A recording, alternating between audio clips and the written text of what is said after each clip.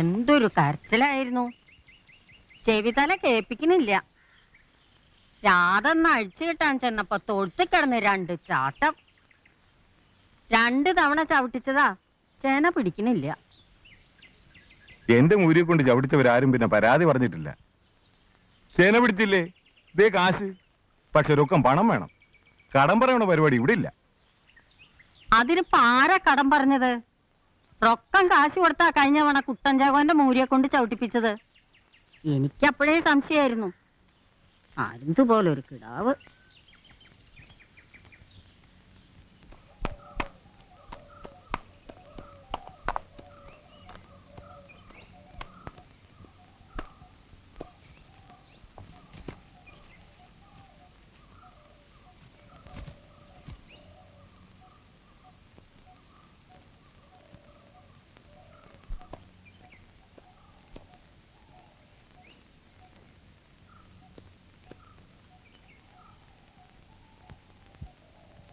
ഒരു ചായ കടിക്കാൻ വല്ലോ?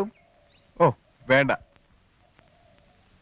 ഇനിയിപ്പൊ അച്ചായന്റെ കാളമൂരിക്ക് പണിയില്ലാണ്ടാവും. സൊസൈറ്റിക്കാര് പശുവിനെ കുത്തിവെക്കാൻ ആളെ കൊണ്ടുവരുന്നുണ്ട്. കുത്തിവെച്ച ചെന ഉണ്ടാവുമെങ്കിൽ അങ്ങനെ ആട്ടെ, കാണാലോ. തമാശയല്ല, പറയണ കേട്ടതാ. കുത്തിവെക്കണ പശുവിന് പാല് കൂടുതലാത്രേ.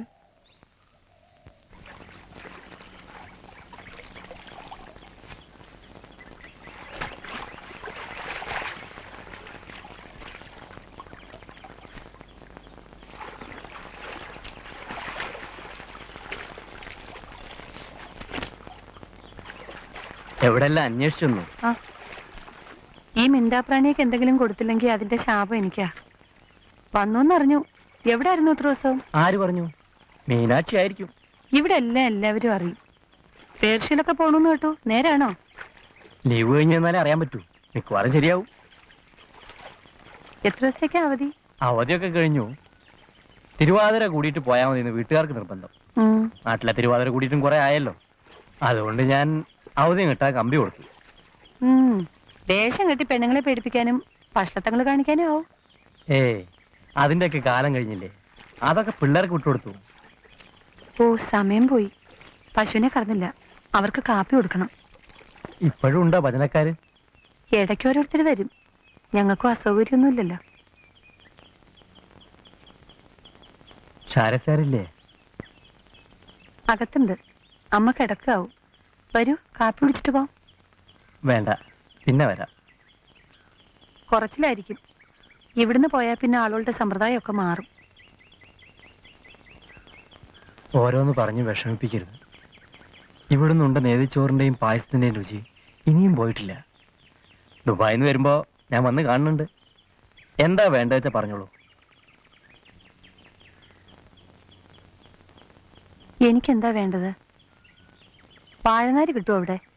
മാല കോർക്കാൻ കിട്ടുമെങ്കിൽ കുറച്ച് കൊണ്ടുവരൂ.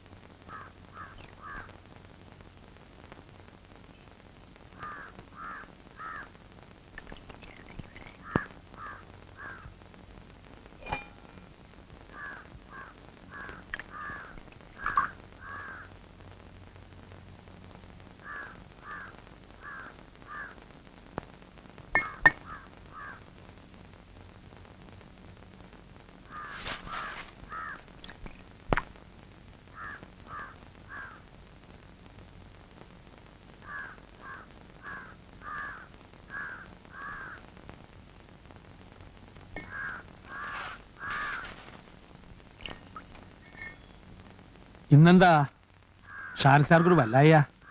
എങ്ങും പോണ്ടെന്നും പറഞ്ഞ് പിടിച്ചിരുത്തിയിരിക്കുക. ഇന്നലെ പൂ പറിക്കാനെന്നും പറഞ്ഞ് പോയിട്ട് നല്ലേട്ടുകാരുടെ കല്ലുവെട്ടാൻകുടി വീണു. എന്നിട്ട് നല്ലേട്ട ലക്ഷ്മിക്കുട്ടിയും മറ്റത്തിലെ മാധവമ്മയും കൂടിയാ ഷാരത്ത് കൊണ്ടുവന്ന് എത്തിച്ചത്. ഭാഗ്യത്തിനൊന്നും പറ്റിയില്ല. നാട്ടുകാരെ കൊണ്ട് ഓരോന്ന് പറയിക്കാൻ. പറയണവർക്ക് എന്താ ചെയ്തം? എവിടെയെങ്കിലും വീണ് കയ്യോ കാലോ ഒടിഞ്ഞാൽ ബുദ്ധിമുട്ടായില്ലേ? ആരുടെ കാര്യാ നിങ്ങൾ പറയണത്? ഞാനും കൂടെ ഒന്ന് കേക്കട്ടെ. ബുദ്ധിസ്ഥിരത കുറവാണെങ്കിലും കേൾവിക്ക് കുഴപ്പമൊന്നുമില്ല. മഴ പെയ്യാൻ സാധ്യത ഉണ്ട് എന്ന് പറയായിരുന്നു.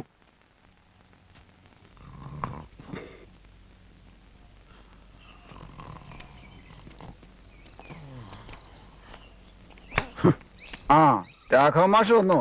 ഞാൻ കാത്തിരിക്കായിരുന്നു. ഒരു പരാതി എഴുതി തരണം. ഇപ്പൊ അല്പം തിരക്കുണ്ട്. വൈകിട്ട് സ്കൂളിലേക്ക് വരും. 2 ചായ എഴുതി. കടിക്കാനൊന്നുമില്ലേ? മത്തായി സാറിന് കാര്യമായിട്ട് വല്ലതും കൊടുക്കണം. താഴെ വരെ നടക്കാനുള്ളതാ. ഓ, എനിക്കൊന്നും വേണ്ട.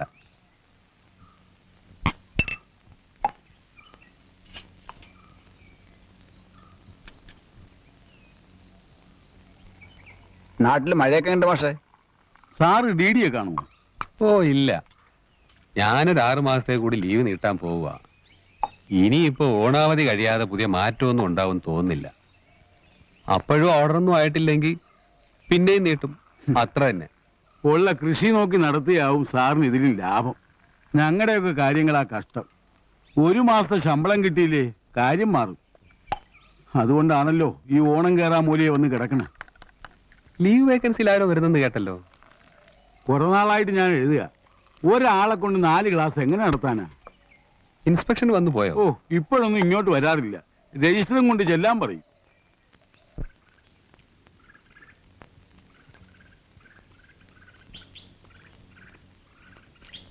കുഞ്ഞുറങ്ങിയോ?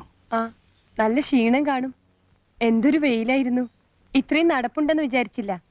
ഇവിടെ വന്നപ്പോ അല്പ സുഖമുണ്ട്. ഇരിക്കെ, ഞാൻ അല്പം കാപ്പി ഇടാം. ഞാനാകാം. എന്തായാലും ഇന്ന് വേണ്ട, ഇനി സമയം കിടക്കല്ലേ.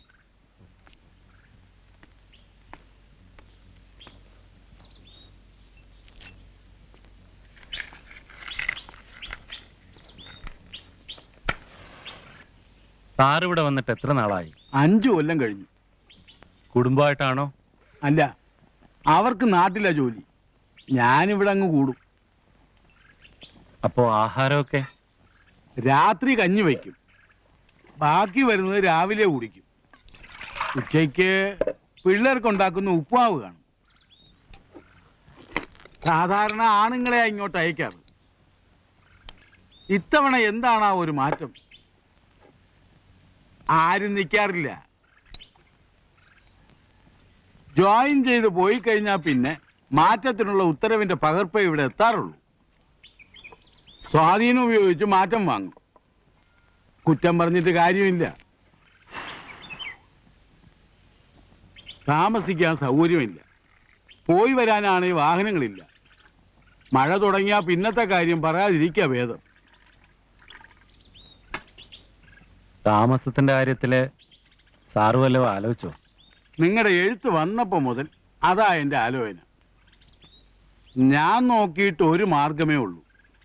ഇവിടെ അടുത്തൊരു ക്ഷാരമുണ്ട്. അവിടെ ഒരു അമ്മയും മകളും തനിച്ചാ താമസം. അത് നോക്കണമല്ലോ. ആണുങ്ങളുള്ള വീടായാൽ അതും പ്രയാസമാവും. അവര് സമ്മതിക്കോ? ചോദിച്ചു നോക്കാം. ഭജനം ഇരിക്കാൻ വരുന്നവരെ താമസിപ്പിക്കാറുണ്ട്. ഭജന ഇരിക്കാനൊക്കെ ഇവിടെ ആള് വരുമോ? അത്ര വലിയ അമ്പലമൊന്നുമല്ല, പക്ഷെ വലിയ പേരാ. എൻ്റെ അനുഭവത്തിൽ നിന്ന് ഒരു കാര്യം ഞാൻ പറയാം. മനസ്സ് വെച്ച് നമ്മൾ എന്തെങ്കിലും അപേക്ഷിച്ചാ അത് നടന്നിരിക്കും. അച്ചട്ട. ടീച്ചർ എന്തേ തീരുമാനിച്ചേ? ജോയിൻ ചെയ്യല്ലേ? ട്രെയിനിങ് കഴിഞ്ഞിട്ട് കൊല്ലം 5 ഇത് ആദ്യത്തേത്. വേണ്ടെന്ന് വെച്ചാ പിന്നെ എങ്ങനെയാ? എന്നാ വാ, നമുക്ക് അവരോട് താമസക്കാര്യം ചോദിക്കാം. സ്കൂളിലെ പുതിയ ടീച്ചർ ഇപ്പോ ഷാരത്താ താമസം എന്ന് കേട്ടു. ആ, എന്താ ജാതി? നായന്മാരാ. ഇറച്ചി മീനൊന്നും ഷാരത്ത് പറ്റില്ലെന്ന് ഞാൻ പറഞ്ഞിട്ടുണ്ട്. ഇവിടെ തൊഴാൻ വരുന്ന മാഷില്ലേ, അങ്ങോരാ കൂട്ടിക്കൊണ്ട് വന്നേ. വിഷമിച്ച് പറയുമ്പോ എങ്ങനെയാ പറ്റില്ല എന്ന് പറയണേ. അല്ലെങ്കിൽ തന്നെ ഇവിടെ താമസിക്കാൻ പറ്റിയ വേറെ സ്ഥലം ഏതാ? പെണ്ണുങ്ങളാവുമ്പോ പിന്നെ പറയാനുമില്ല. എന്നാലും ഇപ്പോഴത്തെ പെണ്ണുങ്ങളുടെ ഓരോ സമ്പ്രദായേ കല്യാണം കഴിഞ്ഞതാണോ? ആ, അതെ. ഒന്ന് പെറുകയും ചെയ്തു. അതുവാ എന്താ കുട്ടി? ആൺകുട്ടിയാ. അപ്പോ സംബന്ധക്കാരനുണ്ടാവോ കൂടെ? ഏയ്, അങ്ങോട്ട് വരാൻ പറ്റില്ല. തപാലി മാഷാ. ഉച്ചവരെ ഉള്ളൂ. ശമ്പളം കുറവാ.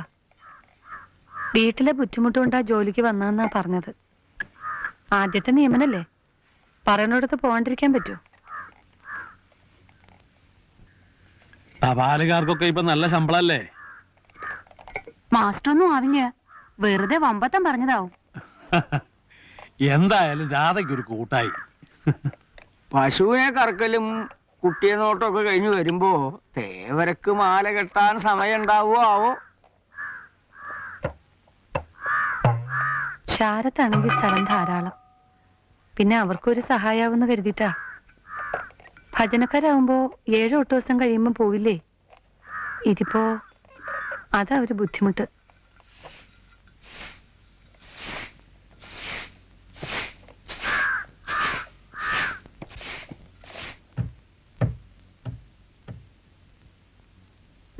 സാധനങ്ങളൊക്കെ മുകളിലത്തെ മുറിലേക്ക് എടുത്ത് വെക്കാം. സൗകര്യങ്ങളൊക്കെ കുറവാ. ഞാനൊരു കാൽപ്പെട്ടി ഒഴിച്ചു തരാം തുണികൾ വെക്കാൻ. ഓ, ഇതൊക്കെ തന്നെ ധാരാളാ. കൊള്ളാവുന്നൊരിടത്താണല്ലോ ആക്കി പോണെന്ന് തന്നെയാ വലിയൊരു സമാധാനം. പാമോനെ, മോൻ വരുന്നോ ചേച്ചിയുടെ അടുത്ത്? ആരാ വന്നിരിക്കണത് നീ കണ്ടില്ലേ രാധേ?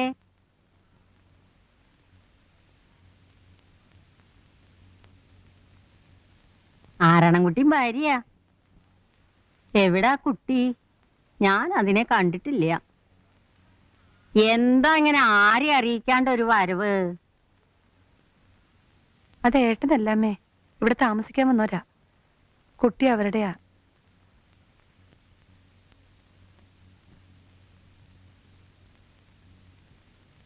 എന്റെ പേര് ചന്ദ്രൻപിള്ള എന്നാ. നന്ദിനിക്ക് ഇവിടെ ടീച്ചറായി ജോലി കിട്ടി. നാരായണൻകുട്ടി അറിയോ? അവന് ഗവൺമെന്റിലാ ജോലി. കേസരി യോഗ. അതാ അടിക്കടി ഈ കയറ്റം. അവനെ കാണുവോ? കാണാം. ഇടയ്ക്കിടയ്ക്ക് എഴുതാൻ പറയണം. അവന്റെ കാശൊന്നും ഇവിടെ ആർക്കും വേണ്ട. പറയോ? പറയാം.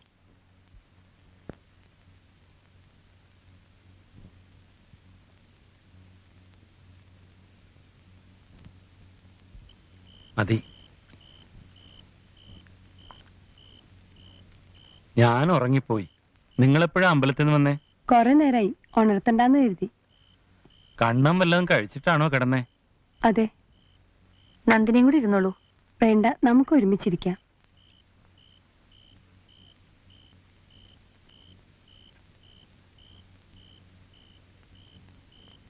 ഞാൻ വിളമ്പി കൊടുക്കാം. അയ്യോ, അത് വേണ്ട. അമ്മ കണ്ട ഒക്കെ അശുദ്ധാക്കിന്ന് പറയും.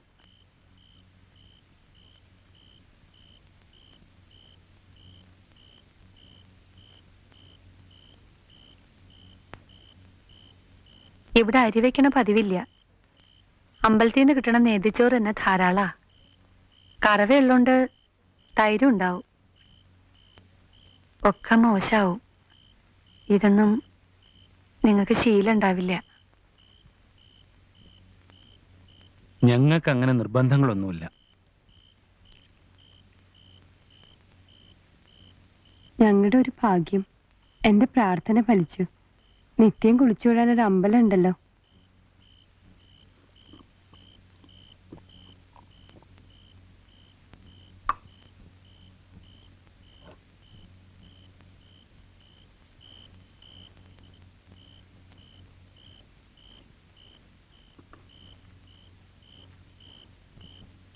എനിക്ക് ഇതിലേക്ക് എന്നെ വിളമ്പിയാൽ മതി.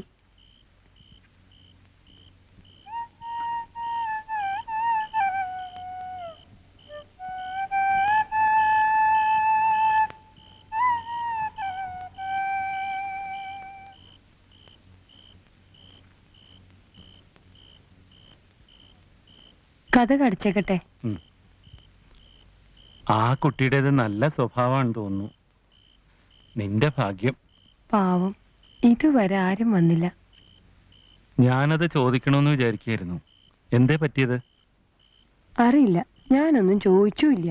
അച്ഛൻ മരിച്ചു കുറച്ച് കഴിയണേന് മുമ്പ് ഏട്ടനും മരിച്ചു. അപകടമായിരുന്നു ഇത്രേ. അതിനുശേഷം അമ്മയ്ക്ക് ഈ ബുദ്ധിഭ്രമം തുടങ്ങിയത്. ഞാൻ വന്നതുകൊണ്ട് മിണ്ടാനും പറയാനും ഒരാളായല്ലോ എന്ന രാധയുടെ സമാധാനം. സ്കൂളിൽ പോകുമ്പോ കണ്ണനെ എന്ത് ചെയ്യുന്ന ഓർത്തായിരുന്നു എനിക്ക് വേവലാതി. എന്തായാലും കണ്ണനെ അവര് നോക്കിക്കോളൂ. അവന് പരിചയക്കുറവുണ്ട്. ഓ, അതൊക്കെ മാറിക്കോളും. നീ ഇവിടെ കിടക്ക്. വേണ്ട വേണ്ട, ഞാൻ താഴെ കിടന്നോളാം.